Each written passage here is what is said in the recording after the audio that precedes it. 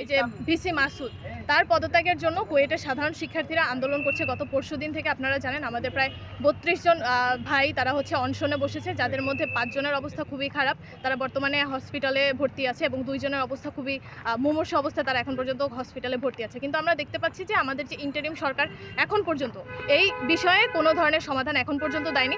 তারা বলেছে যে আজকে 12টার মধ্যে একটা টিম যাবে সরকারের পক্ষ থেকে, তারপর তারা শিক্ষার্থীদের সাথে আলোচনা করবে। কিন্তু শিক্ষার্থীদের পক্ষ থেকে কিন্তু এক দফা দাবি অলরেডি জানানো হয়েছে। তারা বলেছে যে তারা এক দফা এক দাবি, তারা ভিসি মাসুদের পদত্যাগ চায়।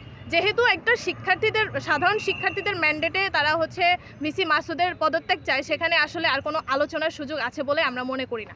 সুতরাং আমরা সিলেটের সাধারণ শিক্ষার্থীরা আজকে কুয়েটের যে আন্দোলনরত অনশনরত যে ভাইরা আছে তাদের সেই আন্দোলনের প্রতি সংহতি জানিয়ে আমরা একটি প্রতীকী অনশন কর্মসূচি আজকে আমরা পালন। কিছুদিন আগে কুয়েটে বিভিন্ন বহিরাগত এবং ক্যাম্পাসের ভিতরে ছাত্র দলের কিছু নেতাকর্মীরা এসে সাধারণ শিক্ষার্থীদের উপর হামলা করেছিল। যেই হামলার কোনো ধরনের সুষ্ঠু তদন্ত বা বিচার তো হয়নি, বরং ৩৫ জন শিক্ষার্থীকে কুয়েট বিশ্ববিদ্যালয় থেকে তাদেরকে হচ্ছে বহিষ্কার আদেশ দেওয়া হয়েছিল।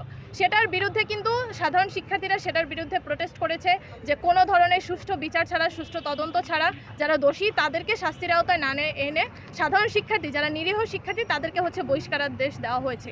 এটার বিরুদ্ধে সাধারণ শিক্ষার্থীরা প্রতিবাদ করছিল, কিন্তু ভিসি এবং ভার্সিটি প্রশাসনের পক্ষ থেকে তারা কোনো ধরনের এটার সদুত্তর বা সুবিচার দিতে পারেনি। এটার বিরুদ্ধেই মূলত সাধারণ শিক্ষার্থীরা আন্দোলনের নামে তাদের আন্দোলনকে কালকে আপনারা জানেন যে ভিসি বলেছে যে এটা ২-৪ জনের আন্দোলন, কিন্তু এখানে আপনারা যদি দেখেন যে মিডিয়াতে তো এটা ফোকাসে আসছে যে পুরা সাধারণ শিক্ষার্থীরাই, কুয়েটে যত শিক্ষার্থী আছে তারা এই আন্দোলনের প্রতি সংহতি জানিয়েছে। ঢাকা বিশ্ববিদ্যালয়, জগন্নাথ বিশ্ববিদ্যালয়, জাহাঙ্গীরনগর বিশ্ববিদ্যালয় সহ বাংলাদেশের প্রত্যেকটা পাবলিক ইউনিভার্সিটি এবং সাধারণ শিক্ষার্থীরা এই আন্দোলনের সাথে সংহতি জানিয়েছে।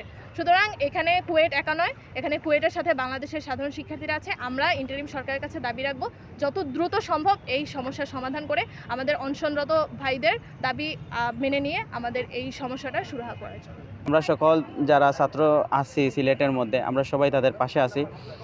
ইনশাআল্লাহ আমরা যদি কঠোর কোনো আন্দোলনের দিকে যদি আমাদের মুভ করা লাগে তাহলে ইনশাআল্লাহ আমরা যাব, এবং আমরা যারা সাধারণ ছাত্র হল আছি সবাই আমরা কুয়েটের পক্ষে আছি।